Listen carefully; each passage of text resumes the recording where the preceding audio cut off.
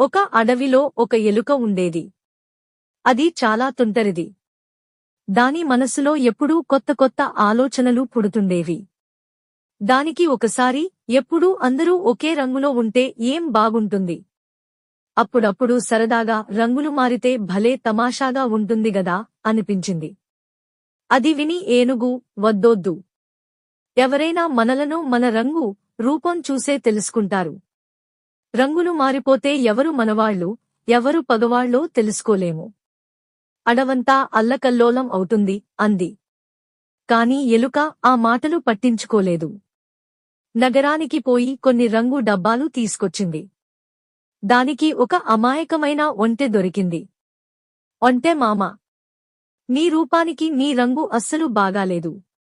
అదే పులిలాగా చారలు చారలు ఉంటే నీ ఎత్తుకి, లావుకి ఎంత గంభీరంగా ఉంటుందో ఆలోచించు అంది. ఒంటె గూడా అవును, నిజమే, కాని ఎలా అంది. ఎలుక రంగులు చూపించి నువ్వు అను. పులిలాగా తయారు చేసి చూపుతా అంది. ఒంటె సరే అంది.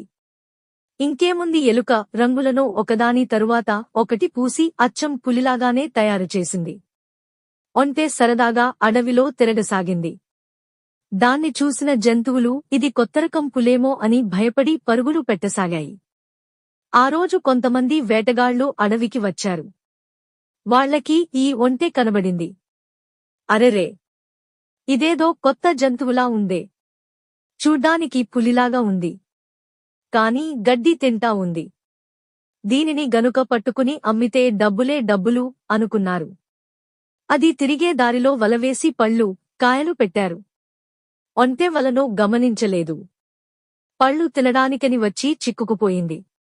పాపం, బయటకు రాలేక గట్టిగా అరవసాగింది. ఆ అరుపులు ఎలుక వింది.